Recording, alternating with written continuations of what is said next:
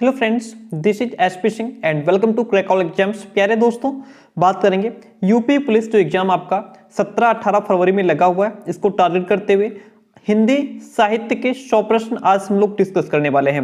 Super fast revision रहेगा आपका, जिसमें ये 100 प्रश्न बहुत इंपॉर्टेंट क्वेश्चन का कलेक्शन आपके सामने रहेगा एंड फटाफट से इनको हम कवर करते हुए चलते हैं। जिसमें पहला क्वेश्चन आपके सामने, मिलाप शब्द में कौन सा प्रत्यय लगा हुआ है? तो मिलाप शब्द में मिल है, आप है, अप है या फिर लाप है। देखिए, मिलाप शब्द में जो प्रत्यय है वह आप लगा हुआ है। आप क्या है? ये प्रत्यय लगा हुआ है।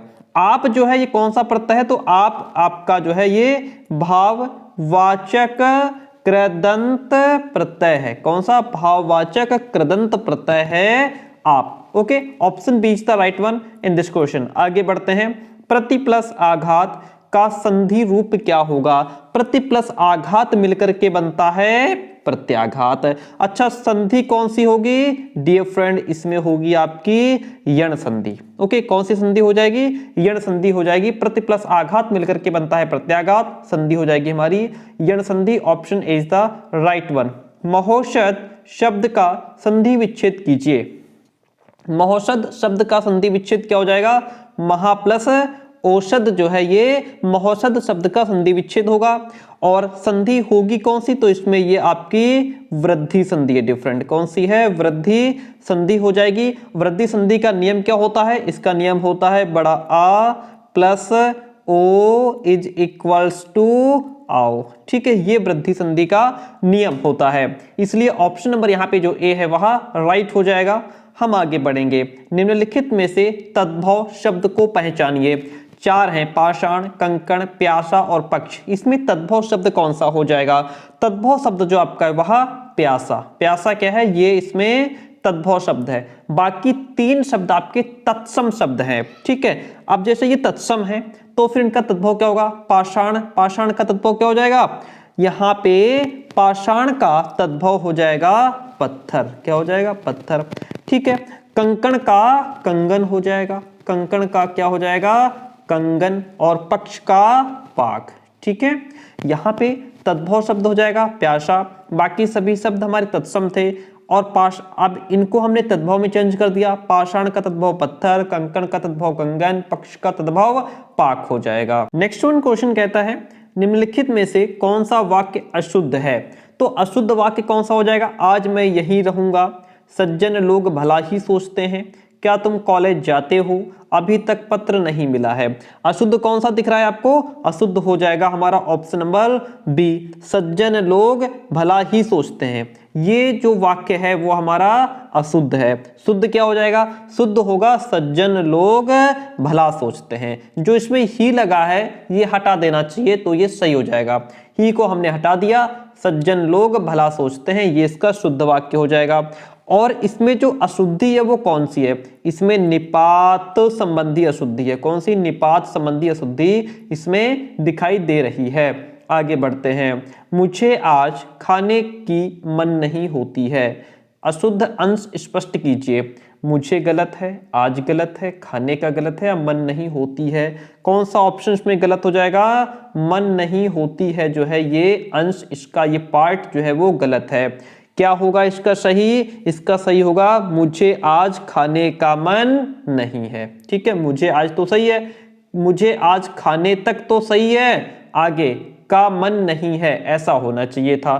ठीक है, तो यहाँ जो अशुद्ध अंश है वो है ऑप्शन नंबर डी। आगे बढ़ेंगे। नेक्स्ट कहता है, वाच्य के कितने प्रकार हैं? वाच्य के 3 प्रकार हैं। कितने? 3। कौन कौन से? पहला होता है इसका कर्तवाच्य। क्या होता है? कर्तवाच्य। दूसरा होता है कर्मवाच्य। तीसरा होता है भाववाच्य। ये इसके 3 प्रकार होते हैं वाच्य के। Option A is the right one. वाक्य को समाप्त करने के लिए जिसका प्रयोग किया जाता है उसे क्या कहते हैं? वाक्य को समाप्त करने के लिए जिस विराम चिन्ह का प्रयोग किया जाता है उसे पूर्ण विराम कहते हैं। ठीक है, पूर्ण विराम, ऐसे डंडा लगता है उसे हम पूर्ण विराम कहते हैं। माता पिता लोहे के चने चबाकर बच्चों को पढ़ाते हैं। रेखांकित मुहावरा का अर्थ स्पष्ट कीजिए। माता पिता लोहे के चने चबाकर बच्चों को पढ़ाते हैं, इसका मतलब हो गया बहुत कठिनाई झेलना। ठीक है, लोहे के चने चबाना यानी कि बहुत कठिनाई झेलना। ऑप्शन ए राइट हो जाएगा। कहाँ राजा भोज कहाँ गंगू तेली, इसका मतलब क्या हुआ, विशिष्ट और सामान्य व्यक्ति की तुलना की जाती है। जहां विशिष्ट और सामान्य व्यक्ति की तुलना होती वहां हम इस लोकोक्ति का यूज करते हैं, कहाँ राजा भोज कहाँ गंगू तेली। जहां एक ही वर्ण की बार बार आवृत्ति होती है, जहां एक ही वर्ण बार बार रिपीट होता है, वहां कौन सा अलंकार होता है, वहां अनुप्रास अलंकार होता है, क्योंकि अनुप्रास का अर्थ ही दोहराना होता है। जैसे कोई ऐसी पंक्ति जैसे रघुपति राघव राजा राम, तो रघुपति राघव राजा राम में रा वर्ण की कई बार आवृत्ति हुई है, अतः यहां पे अनुप्रास अलंकार है। आगे बढ़ेंगे, नेक्स्ट क्वेश्चन कहता है जो मात्रिक समछंद है, प्रत्येक चरण में 16 मात्राएं होती हैं, उसे क्या कहा जाता है, उसे चौपाई कहा जाता है। डियर फ्रेंड, क्या कहते हैं, चौपाई। चौपाई जो है ये सममात्रिक छंद होता है, इसके प्रत्येक चरण में 16 मात्राएं होती हैं, ठीक है। और जो है तुक पहले चरण की दूसरे से और दूसरे चरण की तुक चौथे से मिलती है, इसलिए ऑप्शन ए राइट हो जाएगा। अगला क्वेश्चन आपके सामने, बहुत अच्छे अच्छे क्वेश्चन हैं। क्वेश्चन कहता है, इसी तरीके के क्वेश्चंस आपको एग्जाम में देखने को मिलेंगे। भीष्म पितामह ने आजीवन शादी न करने का प्रण लिया था, रेखांकित शब्द का समास क्या होगा, आजीवन। आजीवन अंडरलाइन है, इसका हमें समास बताना है, क्या हो जाएगा, इसका हो जाएगा अव्ययी भाव समास। अव्ययी भाव समास यहाँ पे हो जाएगा। आजीवन का समास विग्रह क्या होता है, आजीवन का समास विग्रह होगा जीवन भर। इस समास में पहला पद अव्यय है और दूसरा शब्द जो है वो संज्ञा होता है। समस्त पद में अव्यय के अर्थ की प्रधानता रहती है, वहां पे हमारा अव्ययी भाव समास हो जाता है। ऑप्शन ए राइट है। आगे बढ़ते हैं, क्वेश्चन नंबर नेक्स्ट। करुण रस का स्थायी भाव क्या होगा, करुण रस का स्थायी भाव का क्या होता है, शोक। करुण रस का स्थायी भाव शोक होता है। देखिए, अपनों से वियोग या प्रेमी से बिछुड़ जाने पर हृदय में जो वेदना, जो दुख होता है, उसे करुण रस कहते हैं। करुण रस का जो स्थायी भाव है वह शोक होता है। वर्णों के समुदाय को क्या कहते हैं, वर्णमाला कहते हैं, सर्वनाम, अक्षर या फिर क्रिया। वर्णों के समुदाय को हम वर्णमाला कहते हैं। क्या कहते हैं, वर्णों के समुदाय को वर्णमाला कहा जाता है। निम्नलिखित शब्दों में से स्त्रीलिंग शब्द को पहचानिए। संसार क्या स्त्रीलिंग है, नहीं, ये सारा संसार पुल्लिंग है। तुम्हारा गौरव और बढ़े क्या है, पुल्लिंग है। समुदाय, तुम्हारा समुदाय पुल्लिंग है। अश्विनी जो है यह स्त्रीलिंग शब्द है। अश्विनी क्या है, स्त्रीलिंग शब्द है। ऑप्शन नंबर जो डी है वह राइट हो जाएगा। निम्नलिखित में से कौन सा जोड़ा सही नहीं है, कौन सा जोड़ा सही नहीं है, देखिए, बेटी का बेटियां होता है, ये तो सही है। डिबिया का डिबिये गलत है। श्रोता श्रोतागण, वधु का वधवें, ये सारे सही हैं। ऑप्शन जो बी है वह गलत है, क्योंकि डिबिया का जो बहुवचन है वो डिबियां होता है। क्या होता है, डिबिया का डी बी ऊपर चंद्र बिंदु लगता है, डिबिया होता है, इसलिए ऑप्शन जो बी है वह राइट हो जाएगा। ये जोड़ा सही नहीं था आपका। निम्नलिखित वाक्यों में से संबंध कारक वाले वाक्य को पहचानिए। संबंध कारक वाले वाक्य को पहचानना है। राम खाना खाता है, राधा का कुत्ता बहुत तेज दौड़ता है। यहाँ पे क्या है, राधा और कुत्ता का संबंध है, क्योंकि जो कुत्ता है वो राधा का है, संबंध व्यक्त हो रहा है, इसलिए ऑप्शन नंबर जो बी है वह राइट हो जाएगा। क्योंकि जो संबंध कारक होता है इसमें का, के, की, ये संबंध कारक चिन्ह होते हैं। क्या, का, के, की, ये संबंध कारक चिन्ह होते हैं। यहाँ पे का यूज हुआ है तो ये हमारा संबंध कारक वाक्य हो जाएगा। आगे बढ़ते हैं, निम्नलिखित शब्दों में से विशेषण को पहचानिए। तो इसमें विशेषण हमारा ऐतिहासिक हो जाएगा। ऐतिहासिक क्योंकि ये किसी की विशेषता बता रहा है।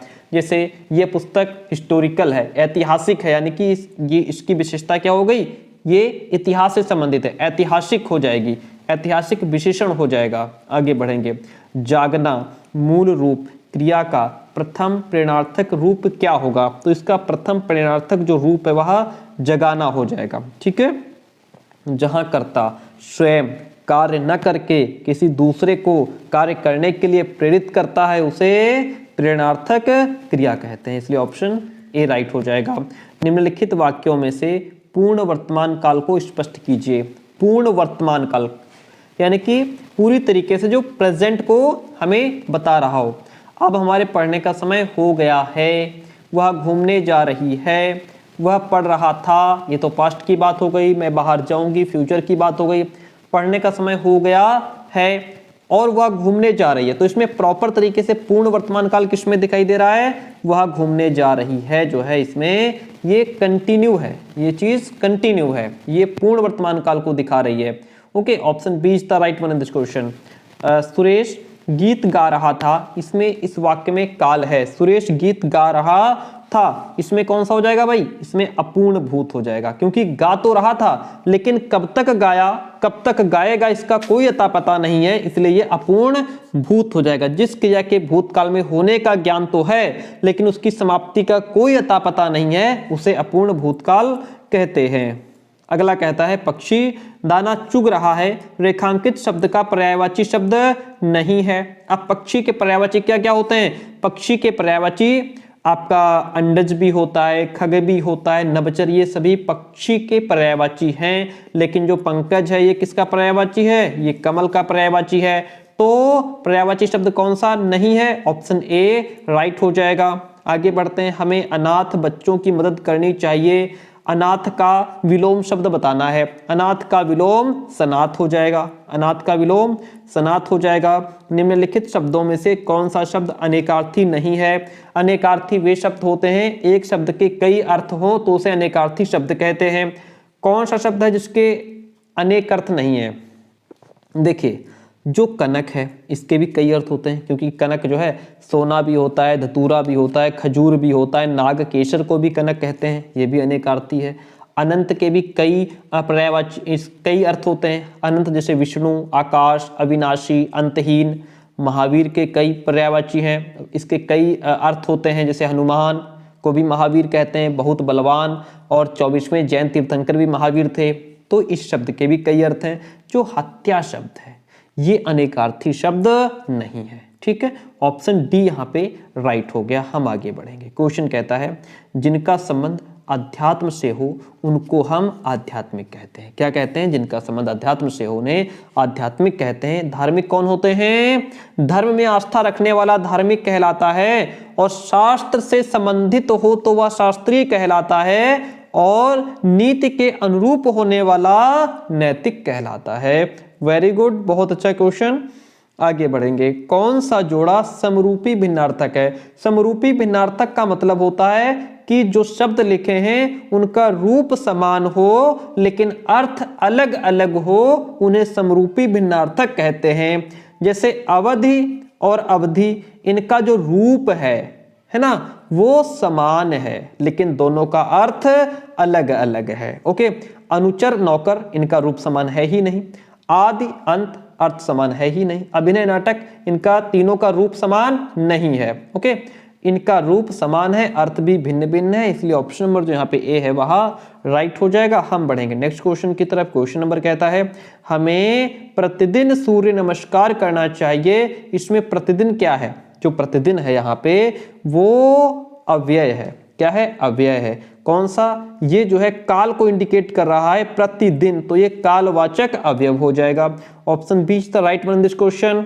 नेक्स्ट क्वेश्चन आपके सामने, लिखावट में प्रत्यय है। लिखावट में कौन सा प्रत्यय है, लिखावट में आवट प्रत्यय है। लिखावट में आवट प्रत्यय का प्रयोग हुआ है। जो आवट है यहाँ पे ये आपका भाववाचक तद्वित, भाववाचक तद्वित प्रत्यय है। ठीक है, देखिए जिन प्रत्ययों को जोड़ने से संज्ञा विशेषण शब्द भाव का बोध कराने लगते हैं उन्हें भाववाचक तद्वित प्रत्यय कहते हैं। इसलिए ऑप्शन नंबर जो डी है वह राइट हो जाएगा। महोत्सव का संधि विच्छेद क्या होगा, महोत्सव का संधि विच्छेद हमारा महा प्लस उत्सव हो जाएगा। ठीक है, संधि कौन सी होगी भैया, इसमें यण संधि हो जाएगी। कौन सी, यण संधि होगी। इसका नियम क्या होता है, बड़ा आ प्लस छोटा ऊ बराबर ओ बनता है। ओके, ये जो है इसका नियम होता है। तो महोत्सव का महा प्लस उत्सव हो जाएगा। Very good. मैं घर जाना था, वाक्य में अशुद्ध अंश कौन सा है, मैं घर जाना था। इसमें हमारा मैंने जो है ये गलत है, क्योंकि यहाँ पे क्या हो जाएगा, मुझे घर जाना था। क्या हो जाएगा, यहाँ पे मुझे घर जाना था, ये जो है सही होता है यहाँ पे। देशभक्ति में समास है, देशभक्ति में जो समास है वह तत्पुरुष समास है, ठीक है, क्योंकि देशभक्ति का समास विग्रह क्या होगा, देश के लिए भक्ति। ऑप्शन नंबर जो सी है वह राइट हो गया। आगे बढ़ते हैं। पुस्तक पढ़ी जाती है में कौन सा वाच्य है, पुस्तक पढ़ी जाती है इसमें कर्मवाच्य होगा, क्या होगा, पुस्तक पढ़ी जाती है इसमें कर्मवाच्य होगा। देखिए, जब वाक्य की क्रिया के लिंग वचन और पुरुष कर्म के लिंग वचन और पुरुष के अनुसार हो तब वहां पे कर्म वाच्य होता है। आई होप कि आपने ये सब पढ़ रखा होगा, ठीक है। तो यहाँ पे ऑप्शन जो बी है वह राइट हो गया। हम आगे बढ़ते हैं। निम्नलिखित में से अव्यय है, कौन है जो अवयव है, देखिए इसमें आपका जो और है ये क्या है, ये अवयव है, ठीक है।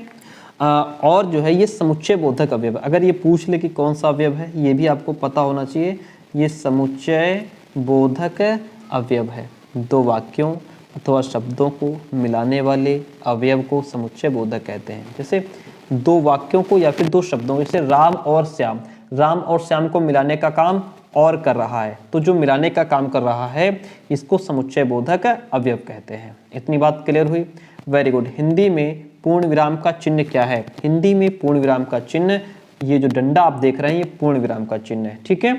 और आगे बढ़ते हैं। बाकी सारे जो चिन्ह है हम आपको पहले ही समझा चुके हैं। दूध का धुला होना मुहावरे का अर्थ है, क्या होता है, निर्दोष होना। दूध का धुला होना यानी कि पूरी तरीके से निर्दोष होना। जिसकी लाठी उसकी भैंस, इसका मतलब क्या हुआ भैया, इसका मतलब हुआ कि शक्ति संपन्न आदमी अपना काम किसी न किसी तरीके से करवा ही लेता है, शक्ति संपन्न आदमी अपना काम बना ही लेता है। वीर रस का स्थायी भाव क्या है, वीर रस का स्थायी भाव उत्साह होता है, ठीक है। देखिए, युद्ध अथवा किसी कार्य को करने के लिए हृदय में जो उत्साह का भाव जागृत होता है उसे वीर रस कहते हैं। दोहा के प्रथम चरण में कितनी मात्राएं होती हैं, दोहा के प्रथम चरण में 13 मात्राएं होती हैं। जो दोहा है वो अर्ध सममात्रिक छंद है, इसके प्रथम और तृतीय चरण में 13, द्वितीय और चतुर्थ चरण में 11 मात्राएं होती हैं। सम चरणों के अंत में लघु भी इसमें होना चाहिए।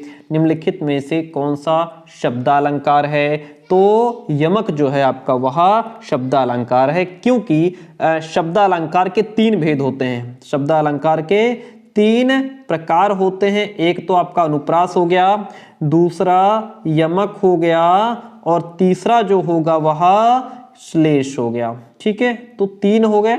अब 3 हो गए, ये शब्दालंकार के 3 भेद हैं। यहाँ पे अनुप्रास कहीं है नहीं, श्लेष कहीं पे है नहीं, तो राइट यमक ही तो होगा, इसलिए ऑप्शन नंबर जो डी है वह राइट हो जाएगा। निम्न में से तालव्य ध्वनि है, तालव्य ध्वनि कौन सी, श, श जो है ये तालव्य ध्वनि है, क्योंकि ये हमारे जीभ और ताल के बीच को टच करती है जीभ, ये श क्या है, तालव्य ध्वनि हो जाएगी।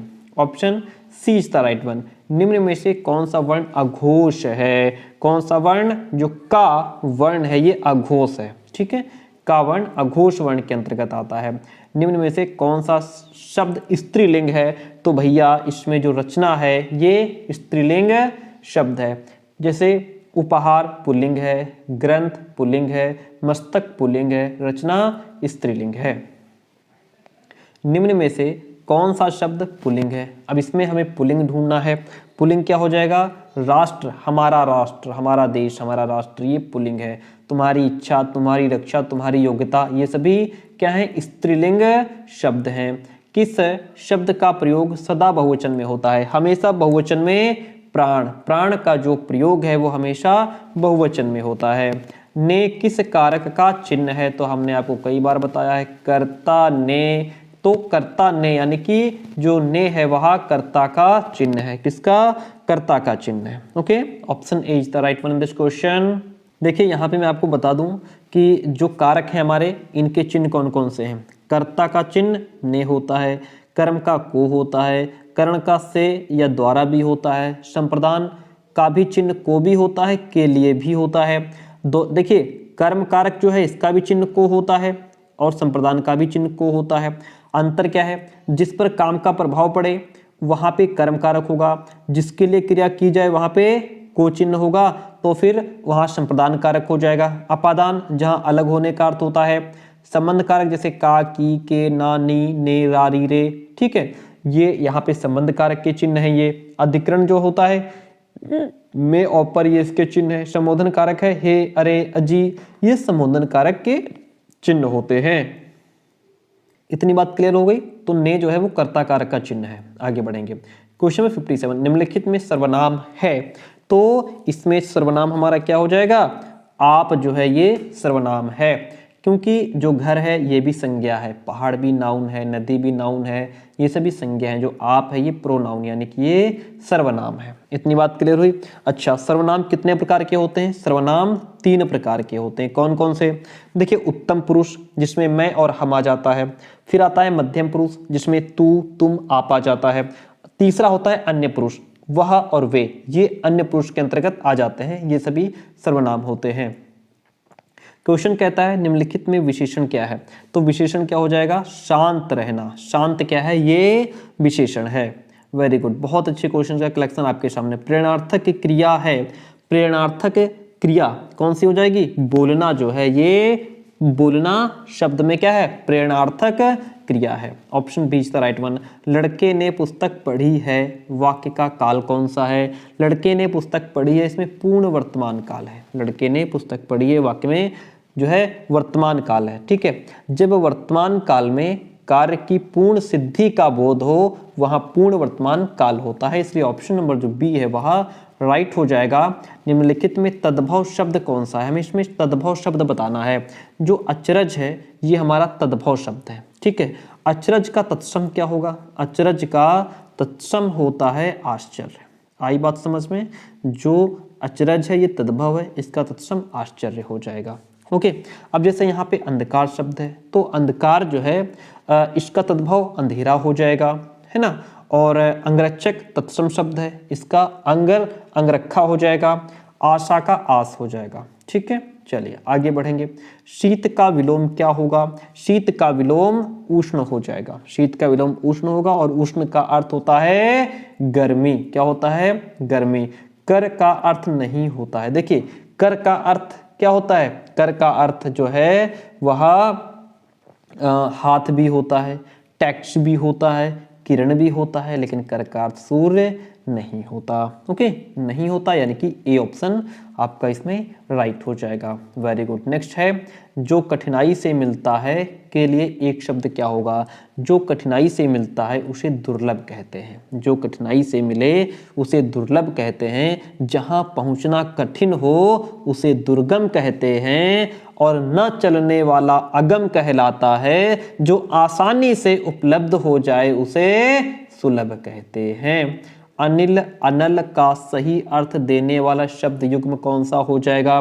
अनिल का अर्थ होता है वायु, अनल का अर्थ होता है अग्नि, पावक का अर्थ भी होता है अग्नि, है ना। तो ऑप्शन ए राइट हो जाएगा, क्योंकि अनिल का अर्थ यहाँ पे वायु है, अनिल का अग्नि है। ऑप्शन ए राइट हो गया। Very good. नेक्स्ट है, पराजय में कौन सा उपसर्ग है? पराजय में आपका परा उपसर्ग है। पराजय शब्द में परा उपसर्ग का उपयोग या प्रयोग हुआ है। मुदित मनोहर मानस देखा, इसमें कौन सा अलंकार है? इसमें आपका देखिएगा, यमक, अनुप्रास, उपमा, रूपक, 4 ऑप्शन आपके सामने हैं। अभी पीछे इस तरीके का जो क्वेश्चन आया था उसमें मैंने आपको बताया था, जहां वर्णों की आवृत्ति होती है, जहां वर्णों की आवृत्ति होती है वहां अनुप्रास अलंकार होता है। इसमें जो मां वर्ण है इसकी कई बार, इसकी जो है 3 बार आवृत्ति हुई है, 3 बार ये शब्द का प्रयोग हुआ है, तो यहाँ पे अनुप्रास अलंकार हो जाएगा। वीर रस का स्थायी भाव क्या होता है? वीर रस का स्थायी भाव उत्साह होता है। ठीक है, वीर रस का स्थायी भाव क्या होता है? उत्साह होता है। दामिनी दमक रही घनमाही, खल कै प्रति जथा थिर नाही, इन पंक्तियों में कौन सा छंद है? इन पंक्तियों में चौपाई छंद है। ठीक है, चौपाई ये सममात्रिक छंद होता है, इसके प्रत्येक चरण में 16 मात्राएं होती हैं। ठीक है, और यति जो है वो प्रत्येक चरण के अंत में होती है। ऑप्शन सी राइट हो जाएगा। निम्नलिखित में से भाववाच्य का उदाहरण कौन सा है? भाववाच्य का उदाहरण देखिए, अब चला जाए, रवि आम चूसता है, मोहिनी पत्र लिखती है, शीला से खाया नहीं जाता। भाववाच्य क्या हो जाएगा? शीला से खाया नहीं जाता। ओके, और भाववाचक में न क्रिया की प्रधानता रहती है न कर्म की, केवल भाव की प्रधानता इसमें होती है। नेताजी ने कहा था तुम मुझे खून दो मैं तुम्हें आजादी दूंगा। इस वाक्य में कौन सा चिन्ह लगा है? ये जो चिन्ह आप देख पा रहे हैं इस तरीके का, ये जो चिन्ह लगाया जाता है इसे क्या कहते हैं? इसको हम उद्धरण चिन्ह कहते हैं, इंग्लिश में इसको इन्वर्टेड कहते हैं, उद्धरण चिन्ह। ठीक है, उद्धरण चिन्ह का हम प्रयोग कहाँ करते हैं? देखिए, किसी वाक्य में किसी विशेष शब्द पर जोर देने के लिए उद्धरण चिन्ह का प्रयोग किया जाता है। ये चिन्ह जो है वो हमारा उद्धरण कहलाता है। आगे बढ़ते हैं, क्वेश्चन नेक्स्ट कहता है हमारा, देखिए अगला क्वेश्चन आपके सामने, वह काम नहीं करता, वाक्य में अव्यय पद कौन सा है? वह काम नहीं करता, नहीं जो है ये अव्यय पद है। ठीक है, और नहीं रीतिवाचक निषेध बोधक अवयव के अंतर्गत आता है। Very good. अगला क्वेश्चन, निम्नलिखित में से कौन सा शब्द में री की मात्रा का उपयोग हुआ है? क्रिया, इसमें रा की मात्रा का यूज हुआ है, री की नहीं। वर्षा, इसमें रा की मात्रा लगी है, रिपु रा की मात्रा है। वृष्टि में री की मात्रा लगी है, कौन सी? जो वृष्टि है इसमें हमारी किसकी मात्रा लगी है? री की मात्रा लगी है, इसलिए ऑप्शन नंबर जो डी है वह राइट हो जाएगा। हम आगे बढ़ते हैं, शा का उच्चारण स्थान क्या है? अभी पीछे हमने आपको बताया था शा का उच्चारण स्थान तालु है, शा का उच्चारण स्थान तालु है। तालु और जीभ के स्पर्श से बोले जाने वाले वर्ण तालव्य व्यंजन कहलाते हैं। जीभ और तालु के स्पर्श से जो वर्ण बोले जाते हैं उन्हें तालव्य व्यंजन कहा जाता है। Option B is the right one in this question. कौन से शब्द में रा व्यंजन नहीं है? देखिए, इसमें मात्र, इसमें भी रा व्यंजन है, मूर्धा में भी रा व्यंजन है, क्रम में भी रा व्यंजन है, मातृभूमि में यहाँ पे री आया है, रा का यूज इसमें कहीं नहीं है, इसलिए इस शब्द में रा व्यंजन नहीं है। मातृभूमि में रा व्यंजन नहीं है, री का प्रयोग हुआ है। संज्ञा का भेद नहीं होता। देखिए, व्यक्तिवाचक संज्ञा होती है, जातिवाचक संज्ञा होती है, भाववाचक संज्ञा होती है, निजवाचक संज्ञा नहीं होती। निजवाचक हमारा सर्वनाम होता है। निजवाचक क्या होता है? निजवाचक सर्वनाम होता है। ओके, जिस सर्वनाम से कर्मा का बोध होता है उसे निजवाचक सर्वनाम कहते हैं। ऑप्शन सी इसमें राइट हो जाएगा। निम्नलिखित में से कौन सा शब्द पुल्लिंग है? भाई पुल्लिंग बताना है, तो वचन जो है पुल्लिंग है। तुम्हारी हानि हुई, मुझे प्यास लगी है, तुम्हारी बचत कितनी हुई, ये सभी स्त्रीलिंग को इंडिकेट करते हैं। वचन जो है ये हमारा पुल्लिंग शब्द हो जाएगा। Option A is the right one. सदा ही बहुवचन में प्रयुक्त होने वाला शब्द कौन सा है?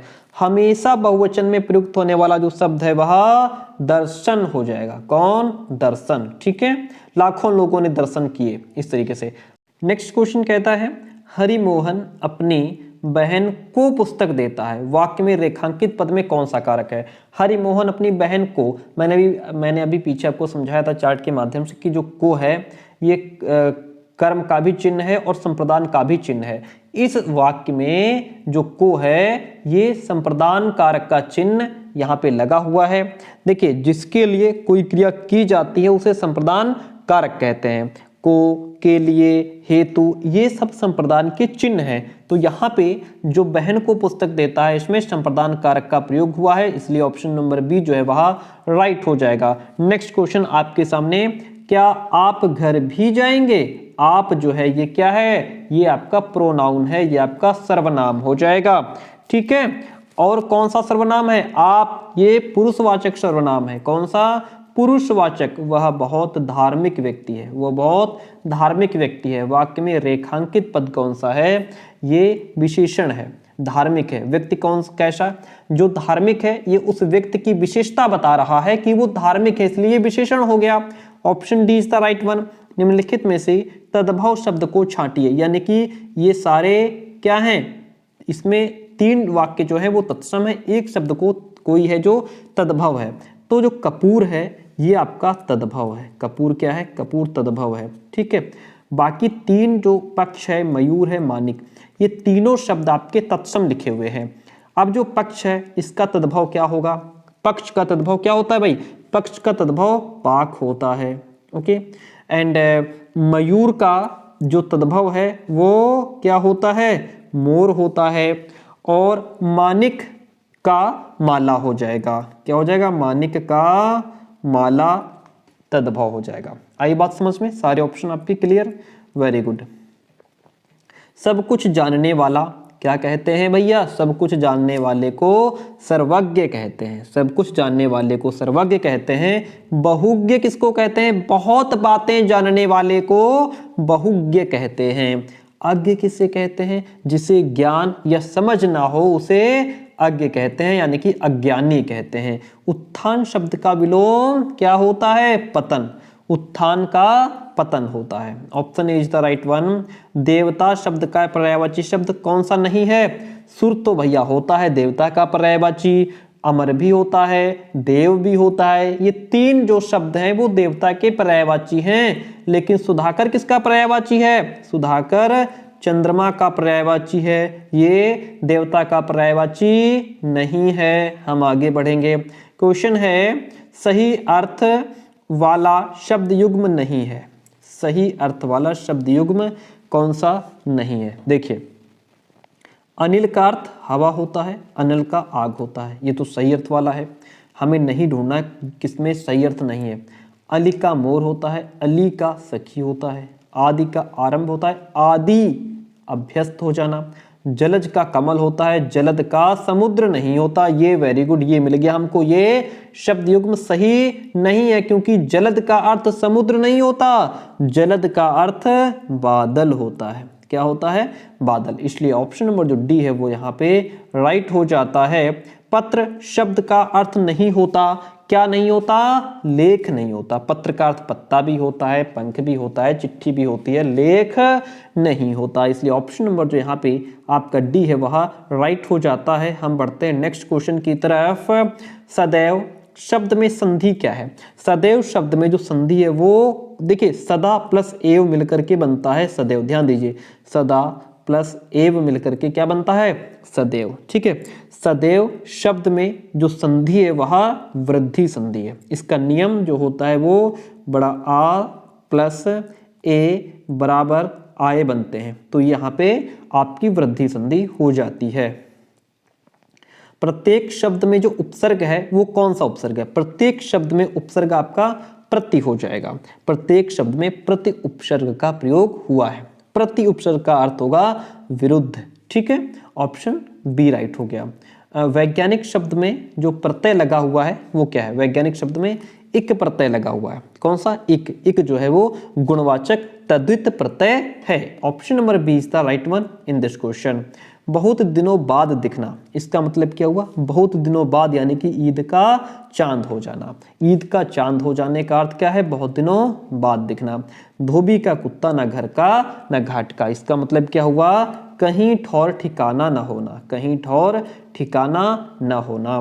निम्नलिखित में से अशुद्ध वाक्य को छांटना है भैया। अशुद्ध वाक्य, कृष्णा जी के अनेकों नाम हैं, पुस्तक बहुत ही उपयोगी होती है। ठीक है, शोभना बहुत मीठा गाती है, मैं अभ्यास कर रहा हूँ, ये तो सब सही है, लेकिन कृष्णा जी के अनेकों नाम हैं, ये अशुद्ध वाक्य है। क्यों अशुद्ध है? यहाँ पे शुद्ध क्या होगा? यहाँ पे शुद्ध होगा कृष्णा जी के अनेक नाम हैं। अनेक नाम है, ये इसका शुद्ध होगा। ठीक है, ये अशुद्ध है। ऑप्शन ए राइट हो गया। सद्भावना शब्द में समास कौन सा है? सद्भावना शब्द में कर्मधारय समास है डियर फ्रेंड। कौन सा? कर्मधारय समास है। ओके, इसका समास विग्रह क्या होगा? सद्भावना का मतलब होता है अच्छी भावना। समझिए, जिसका पहला पद विशेषण, दूसरा पद विशेष्य हो वो कर्मधारय समास कहलाता है। आपको पता होना चाहिए। जिसकी पूर्व से कोई आशा ना हो उसके लिए एक शब्द क्या होगा?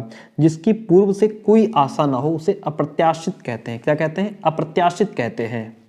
और प्रत्याशा का मतलब क्या होता है?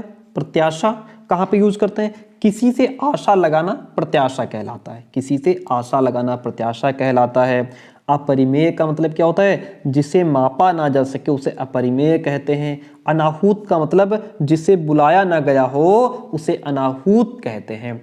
और जिसकी पूर्व से कोई आशा ना हो उसे अप्रत्याशित कहते हैं। ऑप्शन आपके चारों क्लियर होते हैं। हम आगे बढ़ जाते हैं।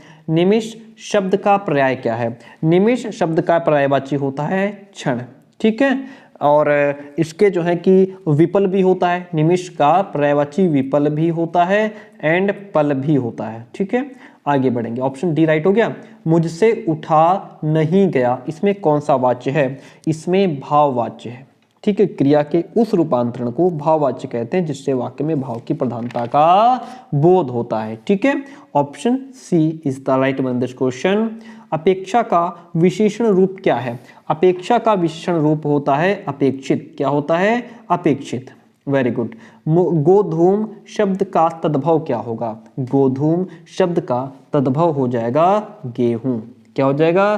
गेहूं। ठीक है, और गाय का तत्सम क्या होता है? गाय का तत्सम गौ होता है। क्या होता है? गौ। ठीक है, गोबर का तत्सम गोविट होता है। गोबर का तत्सम गोविट होता है। इतनी बात क्लियर हुई?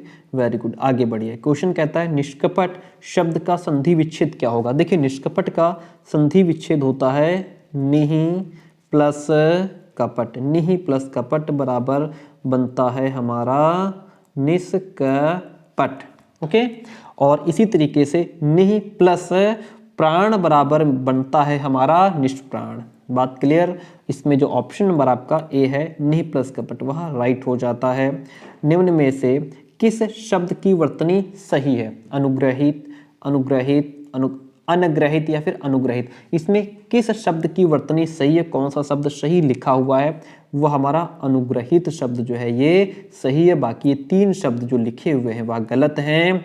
उपत्यका का अर्थ क्या होता है? उपत्यका का अर्थ क्या होता है? पर्वत के पास की भूमि को हम उपत्यका कहते हैं। जो पर्वत के पास भूमि होती है उसको उपत्यका कहा जाता है। श ध्वनि का उच्चारण स्थान, ये श वाला बहुत क्वेश्चन पूछा जाता है। श ध्वनि का उच्चारण स्थान क्या होता है?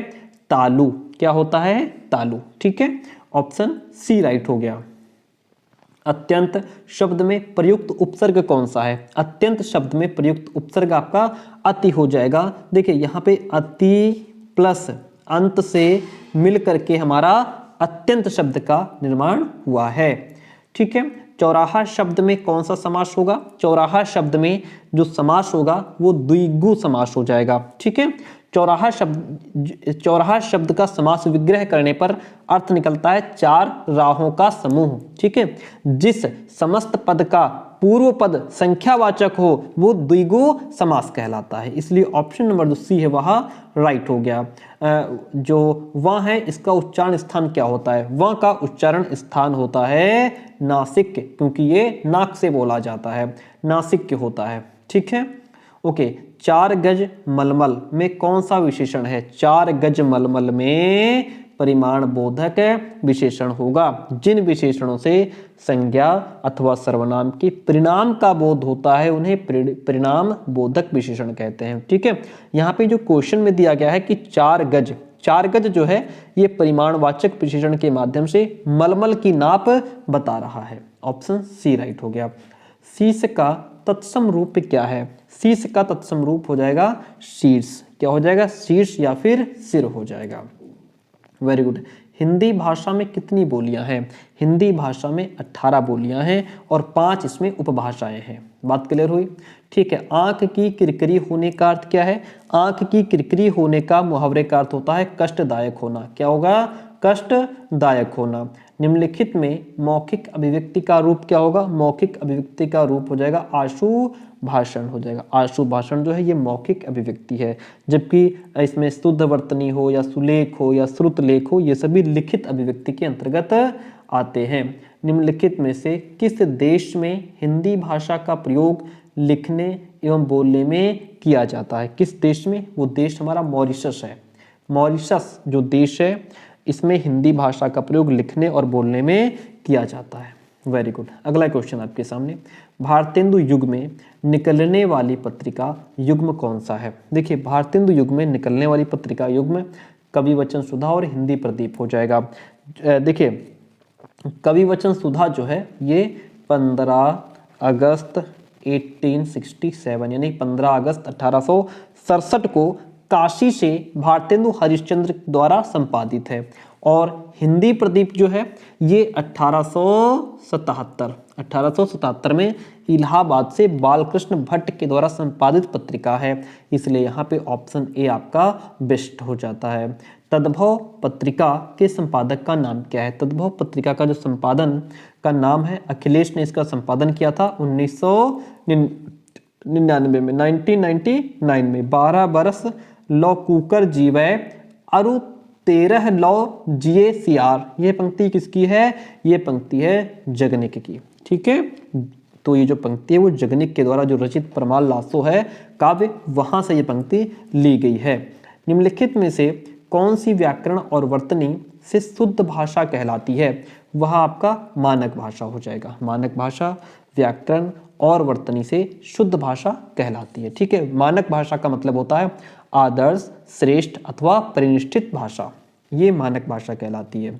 ओके, सूरसागर किस भाषा की रचना है? जो सूरसागर है डिफरेंट, ये ब्रज भाषा की रचना है। इसके जो रचनाकार हैं वो सूरदास है। ठीक है, इसकी जो रचना है वो ब्रज भाषा में हुई है।